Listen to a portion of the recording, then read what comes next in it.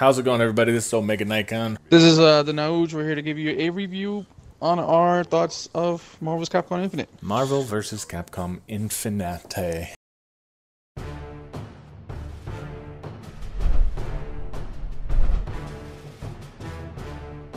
So we're a little late with the review. You've probably seen some other reviews, and just to clear up any confusion, apparently everyone thinks this game is a PS4 exclusive. It is not. I think it's even coming to PC. It did. It is on PC. Yeah, that's what I thought. And people have modded the crap out of it. Yeah, I saw some people were hacked it and were using multiple the same characters and stuff like that. That is the privilege of PC. So we're gonna break down this game in every aspect of its form. A lot of people have skipped a lot of stuff that we've discovered about the game that's actually kind of cool. So we're gonna throw that stuff in there. So the first thing we're gonna talk about is all the different modes that you have with Marvel vs. Capcom Infinite. It's a fighting game, obviously, and this time around they decided to include a story. So let's talk about this story. Ooh. The story. What's your impressions on the story one? It's campy. It's very campy and cheesy and unnecessary, to be honest. But I think they were trying to catch up with like Injustice and Mortal Kombat with their single-player stories, which are 10 times better than this one. Yeah, especially the Mortal Kombats. Yeah, I completely agree. I think they feel like it was necessary. I think they had a lot of pressure too from Marvel, since Marvel, the cinematic universe, is getting to its final run of what everyone's anticipating, and so they wanted to include that in this game to try to, I guess, tie them in as best they could. But I agree with you. I think the story is campy, it's cheesy. The plot isn't that good. It's just very confusing, especially the way that the story is told. I think it could have been told a lot better. It jumps around time periods, and it's just like, it's very convoluted.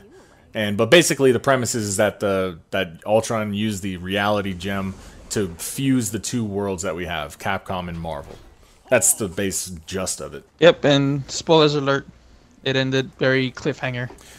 Yeah, so do you think that they're going to finish the story in this game with DLC? Well, I think that their main focus is that they're not going to make any more Marvel in this system, like Xbox One and PS4.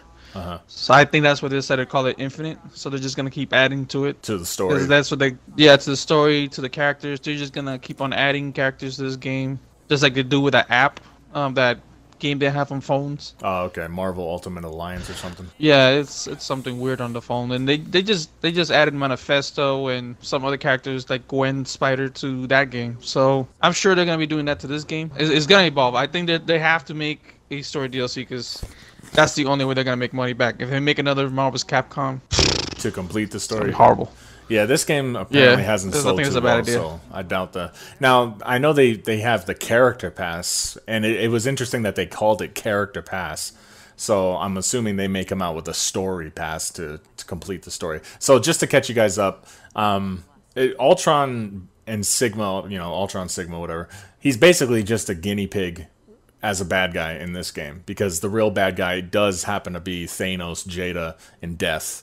And Thanos completely abandons all the Infinity Stones, which are the most powerful thing in the universe, for Ryu's Dark Keto, which is really stupid. Now that's the most powerful thing in the world. In the universe. Well, what I understood from that is, like, since it's from another universe, apparently that is the strongest thing from the Capcom universe compared to what Marvel has, and apparently that can kill a Marvel god. But not the Infinity Stones. So he just. But not the Infinity Stones. Thanos just completely left. I'm like, oh, whatever.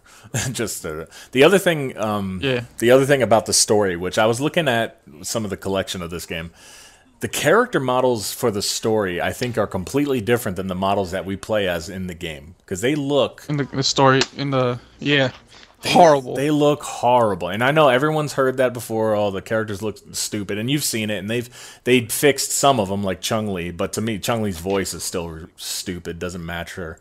But like, the models just look so bad, and but the characters you actually play as look so much better. So whoever did their CGI renderings really screwed the pooch. Aside from that, the other thing are the inclusion of some characters that make no sense. Now, we know Capcom was quoted as saying that, they wanted some of these characters, or quote-unquote functions because they fit the story. So that's why they included a character like Captain Marvel, which no one knows anything about. And I get that. Captain Marvel fits the story to me. But then you have characters like Arthur, which have no relevance whatsoever. Don't fit the story at all. Even the only 2 times that he interacts with other characters, they completely ignore him. Like Ultron just steps on him. Thanos doesn't even acknowledge him as an existence. Like, what a waste of a character. But we'll delve into that later. Yeah. So other than the story mode, which is pretty straightforward, it's pretty simple. We have another video you can see how to beat Ultron Omega. I do like the final boss. I'll tell you that. I know a lot of people don't like the way he's designed. To me, that feels like a Marvel vs. Capcom final boss. Yeah, it feels more like the Apocalypse from X-Men vs. Street Fighter. Right, over the top. Yeah, over the top, super powerful, huge. Like you can't do like level 3 hypers to him. I love the final boss. I think that felt like Marvel vs. Capcom to me. Yeah, it was a lot better than Galactus because Galactus was more of a punch sponge. Yeah.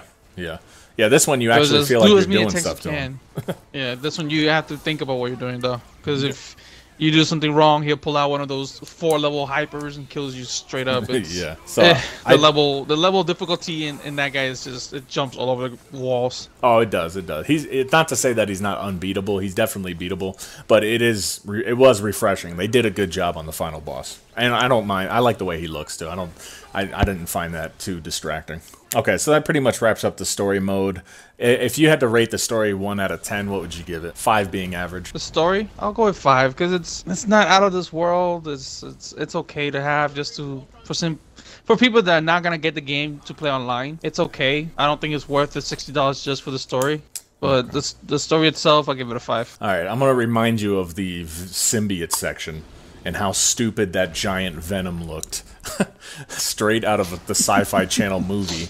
And I'm gonna give it a 3 out of 10 because a lot of the fights were forced. Like Spider-Man all of a sudden gets a symbiote on him and now you have to fight him for some reason. Like it didn't say that he turned bad. It's just like forced fights. There was way too many cinematics, which looked horrible. And some of the characters that you fight in the game, like the BOWs, I wish they were actually in the game to be used as public characters. As public characters. Those characters were really awesome, but you can only fight against them. And and every enemy you fight in the story is a block spamming annoyance. So I'm giving it a 3 out of 10. I think the worst one to me was when you fight Spider-Man. I think that was the hardest guy that you fight one-on-one in the game. Exactly. Because he blocks so much. I actually had to use Haggard as cheap as I could, just throwing barrels and just hoping that something would hit him, and it was just chipping away health at him, just doing that. Yeah, and that's an actual character. When you fight the drones and the Asgardians that are changed over, like you always usually fight 2 at once, and they block everything. It's so annoying. Yeah, but okay. Besides, go ahead. Besides the boss fight, the other part I liked was when you had to defend Valconda, whatever. Valconda, yeah. That was destroying the wall. Yeah, that was a pretty cool dynamic. That was the only thing that I felt like, oh my god, I had to have some kind of priority of what I'm doing here. Yeah, they added some different types of fighting in the story mode where you'll have a set amount. Something will have a set health bar, and you have to defeat the enemies in that amount of time before the health. Like the final fight, you have to defeat Ultron Omega before Dante's health goes down. The one Juan's referring to, Valconda, which is Wakanda, Black Panther's place in Monster Hunter, and the city in Monster Hunter, where you got to fight or you got to destroy the enemies before the Da Moran destroys the wall. And in the background, you see all of it going on. And so that was pretty okay. I'll bump my score up to a 4 out of 10. So a 4 and 5, okay. 4 and a 5 out of 10 for the story. Okay.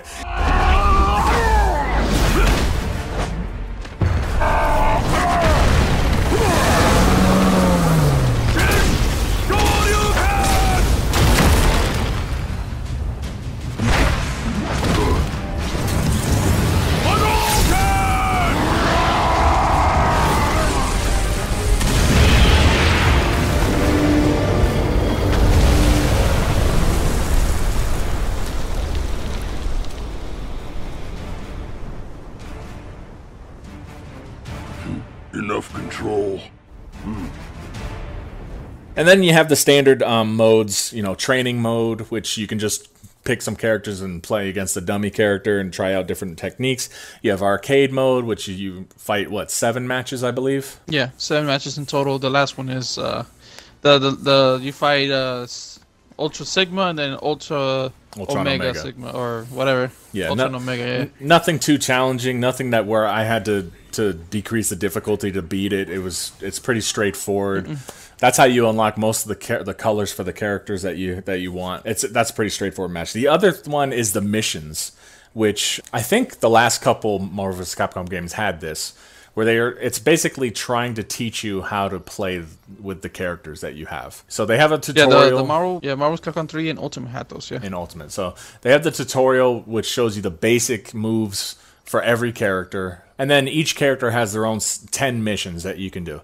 Now, I'll be honest, the first couple are generally pretty easy. They just give you the special moves, but they get pretty complicated down the line, and they're trying to have you pull off combos that I've never seen anybody do. The unfortunate thing about the missions is that they're tied to a lot of the titles that you can unlock in the fighter card. And then just regular battles. So you have online battles, you can play local, of course, and then you can play against the CPU. What do you think about the lobby system? It's better than the last couple of games, actually. It reminds me of Marvel's Capcom 2, because in that one you can do the same thing, except it's a little bit more upgraded to the fact that you can have more than one person fighting at a time. You can have up to 4 fights going on, or you can just watch other people fight. Yeah, so you can have 2 to 8 people in the lobby, and I can't remember, you could spectate in Marvel's Capcom 2, right? Yes, you could. Now, what I did like about Marvel vs. Capcom 2 is that in the lobby, it just kept everyone in the same rotation. So, like, the winner would stay and the losers would rotate. And I like that kind of better. At least this one gives you the option to do that, and then expands it if other people want to fight while the other 2 are fighting. Like, so it is pretty cool. Like Juan said, you can have up to 4 fights going on at once, although you won't have any spectators because you can only have 8 people in the lobby. But yeah, I agree. I like the lobby too. I mean, if we can find enough people to play this game, then fill up the lobbies pretty good. It would be pretty fun. Yeah, you can have a tournament of 8 people, and then actually it sounds pretty good. If you have enough people, you can do a tournament, which is not that bad. So let's talk about the fighter card. Did Marvel vs. Capcom 3 or Ultimate have a fighter card? Yeah, but it wasn't as robust as this one. Yeah, this one seems pretty in depth. I mean, I haven't played too many fighter games, so I don't know how common this type of thing is. Do you? Yeah, Injustice has the same thing. It tells you how many times you fought online and how many times you've played offline and what character you use the most. So it's kind of the same thing that a lot of the fighters have nowadays. Okay. But the one thing I liked about this one is that it lets you pick who you want in your title screen. Yeah, I thought that was pretty cool. So this is your fighter card. You can edit it and pick whatever characters. Obviously people are probably going to pick their mains and then whatever costume or color they want, and those, whatever you design here, will be your front screen, which is pretty cool. So it makes almost everyone's game unique. Not that unique because there's only 30 characters, but you can pick different stages and everything else. Then you have the titles. There's a ton of titles that you can unlock. Some of them are pretty easy to do. So other ones you gotta complete the missions, which are probably going to be the ones that are mostly not done by anybody. And then, yeah, like Juan said, you can see all your offline data, your battle data, your online battle data, which is really, really cool. And then this feature we just discovered is the replay, which I haven't seen anybody talk about in their reviews of Marvel vs. Capcom Infinite. Yeah, it gives you a replay of your latest battles, who won and who lost.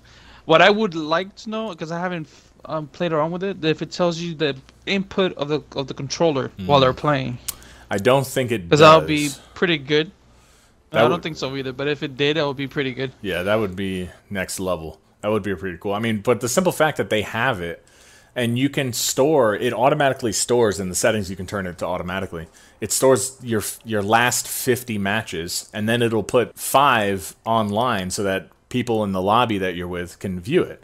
And I mean, so this is pretty cool. You can see here I have, well, actually it'll hold 55 total, because you can upload 5 and then have another 50 down in the bottom. I mean, so that's pretty cool. If you want to analyze how this guy just whipped your butt online or steal some of his combos, just go into your replay thing and check it out again. I think that's a really cool feature, and you can favorite it too. So I give the fighter card. Something you can use if you... No, it's good if you're trying to be like a professional with this game. Yeah, I mean, well, that's the thing with Marvel. Like, it was the same thing with Marvel vs. Capcom 2. you know, we thought we were good, and then we started playing online, and we realized, holy crap, there's so much more that you can do with these characters, and then we got even better. And I think it's going to be the same with this game. Like, just watching somebody like Maximilian, dude, the things he pulls with Strider and Ghost Rider, I'm like, how the heck? And I'm trying to do it, you know? I really like that fighter card thing, so I'm going to give the fighter card a 9 out of 10. Same here. So just in case you guys were wondering why we're both doing a review, me and Juan generally have completely different opinions when it comes to fighting games. I'm just going to touch over on the settings real quick, because the settings, there's not a lot, and I wish there were more. You have your basic controller settings, which you can turn off the gimmies. You can change around the HUD positions, which is pretty cool, I guess. You can move the life bars and the special bars down or up. I mean, I don't know why anybody would do that. You can adjust the volume. The system settings, nothing much. You can turn on subtitles and the replay data. The team setup, which is pretty cool. So you can select 3 teams that you can just jump to, so you don't have to worry about, even though there's not a huge roster right now. And they're like pre-selected for you in whatever colors you want. That is a kind of cool feature. I wish they would have had some settings like, you know, Turbo and Turbo 2. Like, you know, make the game a little bit faster, or like you said, one, turn on, you know, button indicators, so you know you can see what people are pressing. That way you can call out some cheap boys. Yeah, I mean, at least if somebody has the auto combo on, you can tell that it is an auto combo, because it will say auto combo on the left side or right side of the screen. Yeah. Busted. So if we're playing with Harry and he starts doing those auto combos, you know, we could just call him out on them. The level 1 really easily all the time, then you know. Yeah, it'll tell you easy hyper. It'll do it. So the collection, I think, was a little dry. There's not that much in the collections of the game, which is, of course, is just fanfare. They don't have to throw this stuff in. Marvel vs. Capcom 3, the original, didn't have much either, if I recall. Marvel vs. Capcom 2 didn't have any. No, the 3, what they had in 3 was just the ability to watch the ending that you got in the arcade.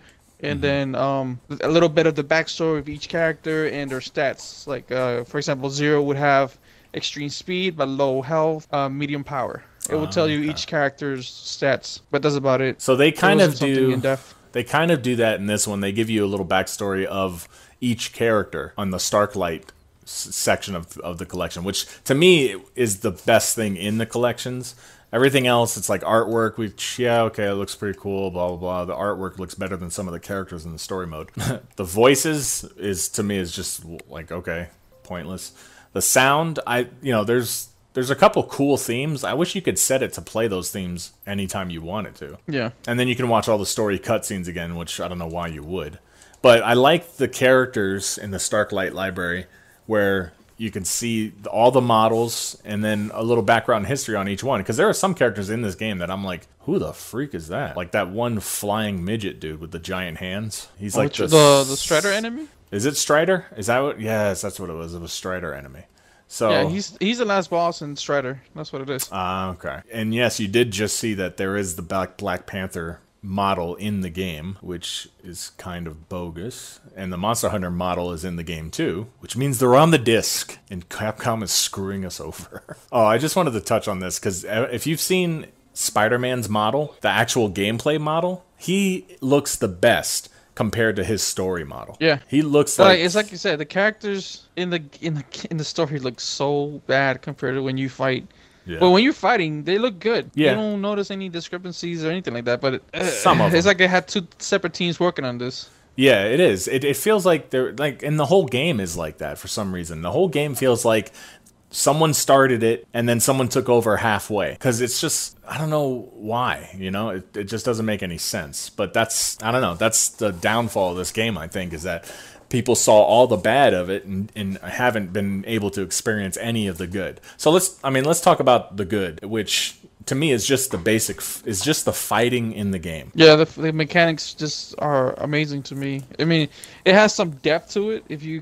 If you know how to play the game, there's some depth to the whole stones and switching out and knowing when to do those things. Actually, it affects the fight. And the fights get crazy when they come to the clutch of the end of the game. Yeah, like almost every fight that when we were all in a group together playing, there was like 4 of us. Every fight almost felt like it went down to the wire. I mean, and you know, we're seasoned Marvel vs. Capcom players. Even when you're just playing against some rookies online, it's very rarely that they're going to get an easy win. You know, when I first heard about the the active switch where you can switch out your characters at any time. One, I didn't think that was anything new. And two, I was like, well, okay, whatever. But it actually adds a whole nother dynamic to the game. And it's actually a fun dynamic. Yeah. To me, I like it. It reminds me, it's like a mix between part 2 and 3, but more 2 than anything.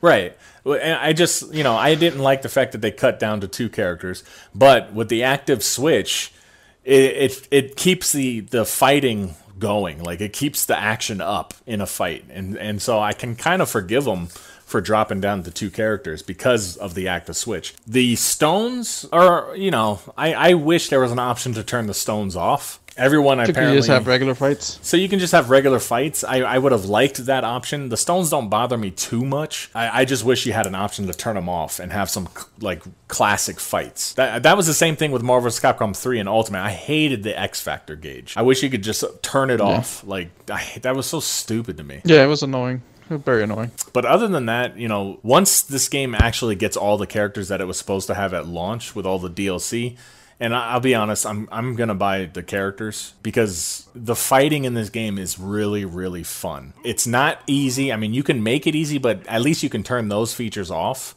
and you'll know when you're fighting somebody that's being cheap.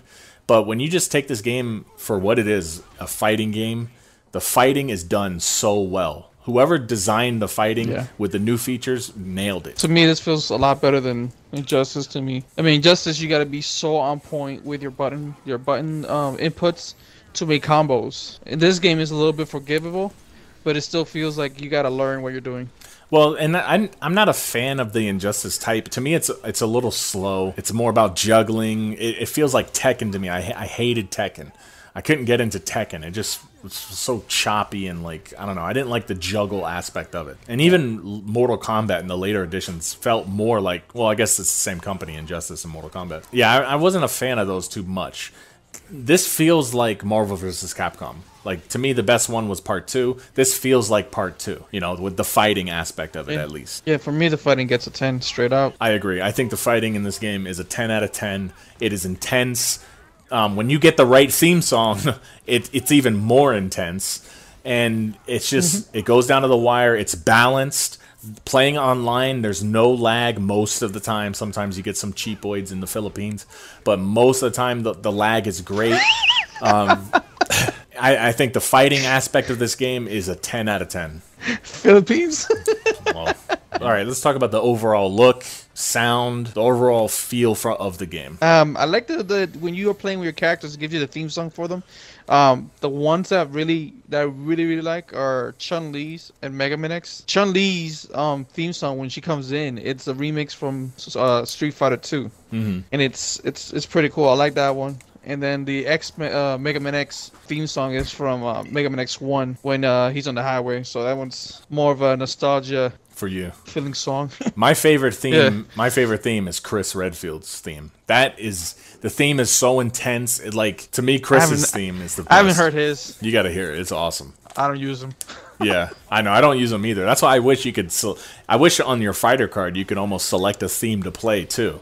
Or like if you create a lobby, you can select a theme to play in the music. I think you can hear it if you select his stage, the umbrella stage. Then I think it'll play his theme. But his theme is the best. It's so intense, and it adds to the fight awesomely. The sound effects are okay. I like some of the voices, like I said about Chun-Li. Her voice does not match her at all. She sounds like she's from, I don't know, Florida. Like a white girl from Florida. It just doesn't go with who Chun-Li is. Ryu doesn't sound good. It is a white girl. I know. I think it's the same girl that does a lot of the voices for Borderlands. So it just doesn't match. Gamora sounds okay.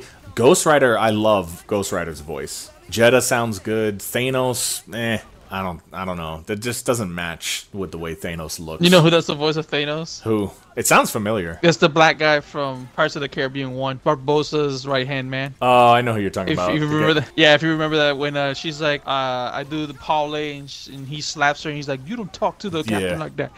And then he stopped her. He's like, you don't hit women.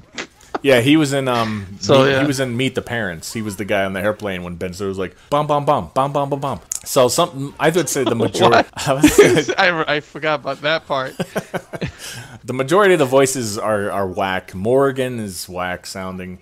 The sound, like Frank West to me in the story is the best. He's funny. I thought he didn't match, but he fits well in this. He's hilarious. And the only thing I hate about Frank West is when he gets punched and the noise. He's like, it's the same sound. It's just so weird. But other than that, I think the sound is okay. Just some of the voices sound whack. We talked about the graphics a little bit. What about the stages? Do you like the stages? Some of them look good. Some of them look too bland. Not a lot going on. Like, for example, yeah, not really. I mean, they look better when you're playing the story mode, because you, like, for example, when you fight Spider-Man, in the background you see Chris Redfield running around with the big, huge, giant symbiote running after him. And it looks like something straight out of Bugs Bunny. Because you see him jumping over cars, shooting rockets, running around. He's getting stuff thrown off him from off the screen. And it's just like, if you just watch, you can spend some time watching that in the background. But that doesn't happen when you're playing online. So I wish that would be something they would have left. Yeah, not a lot of them. Like I think the Valconda one is good. You could see a lot of stuff goes on in the background of that one. Like there's a robotic rhinoceros and stuff around that moves. But not a lot of them have those features, and so like you said, there's maybe 2 or 3 outstanding ones, and the rest are just dull. Although, I mean, I know that's on a lot of people's hit list is the stages, but there's so much. When you're fighting in a game like this, you really don't have time to pay attention to. You're not really paying attention to it. Yeah, you don't. You're paying attention to what's going on in front of you. They could have done better with this game if they just left the story out. That's my gripe with this game. Yeah. If they would have just taken the story mode out, added to the arcade. Well, what would you have liked them to add to the arcade, though? Oh yeah. Well, what they do with Marvel vs. Capcom 3, you beat a character. The last character that you're using gets a little story background at the end. That would have been something good. And they still can add that to it with a patch. I mean, it wouldn't take them that much to do it. So maybe later in the future, if people do enough complaining, they'll change that. I feel like maybe because of the way they left the story open-ended, it is almost like I want to see this character's outcome with the story that you gave us, and all you get at the end is a stupid congratulations screen. With the characters that you beat it with. It was very. Yeah. I wish they would, like you said, I wish they would have taken the resources and the time that they spent making that god-awful story cinematics and just given us a quick, it wouldn't even have to have been a full cinematic. Just give us some quick story for each of the characters that we beat the arcade with instead of nothing. I like Angry Joe's reaction to that. Yeah. Yeah, that was funny. That was a good one. All right, so let's give it an overall score, taking everything into consideration, and I'll let you go first. Me? Why me? So we like to score our thing 1 out of 10. Okay, 5 is average. We use the Angry Joe. I use the Angry Joe method of scoring games. 5 is an average. I hate when people are like, "It's an 8 out of 10." It's an average game. 8 out of 10 is not average. 5 out of 10 is average. It's right in the middle. Don't be retarded. All right, so what do you get it, one? Now that the pressure's on. I'll give it a 7.5.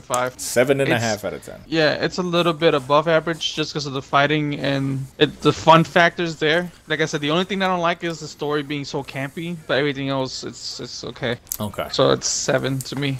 No, it's 7. 7 total. 7. I'm gonna say 7 out of 10 too. I was thinking of going a little bit lower, just because the longevity of this game I don't think is gonna be there because no one is playing it, and it sucks because we're gonna suffer from that. We're not gonna find online matches and enjoy the game for what it is. But I'm gonna stick with a 7 out of 10 as well. I think it is above average. The fighting and core mechanics of the game are there. They're solid. It's fun to play. The story is garbage. Some of the character models are garbage. I think once this game is like complete with all the characters that they're going to release for it, I think it'll be a 7 out of 10 when it's all said and done, but I'm okay giving it a 7 out of 10 right now. Just to see if they do patches and stuff to try to fix it. So, surprisingly, we kind of agreed on most everything. We had time to play this game long enough to we should have done come to a conclusion. We should have done Dragon Ball Z Xenoverse together. That would have been completely opposite. I know. All right, well, so that's our review. I think we went a little bit more in depth than a lot of other people that reviewed it, because there is a lot more to this game than what we've seen on these review for it. And I think you guys should at least give it a try. Maybe Redbox it, rent it. If you can get it on sale or used, it's a definite must-have. I think you should definitely get it if you can get it used. But I wouldn't pay $60 for it. If it's on sale. If it's on sale. If it's on sale for like $49, $39, oh yeah, definitely. Grab it. Definitely. I mean, I was able to get it on Amazon. It will. For cheap. Yeah, I think it'll probably drop in price. I mean, we got Black Friday coming up. If you can get it on sale then, definitely get it, guys. You'll have a lot of fun. And that one of the other things I forgot to mention. It's complex, but it's simple at the same time. So don't feel like you're going to be overwhelmed with trying to learn all these combos, because they do simplify it in a genius way for you, at the same time keeping the complexity that we love from Marvel vs. Capcom 2. So that's it. That's our review of this game. I want to thank you guys for checking out our channel. If you're unfamiliar with our content, just browse some of our videos. If you liked what we did here, give us a like. Hit that subscribe button. We're in 105 subscribers right now, and our next goal is 200. I think at 200 we'll be doing a giveaway. All right, guys, we're gonna sign off in our review. Check out our other stuff, and we'll see you later.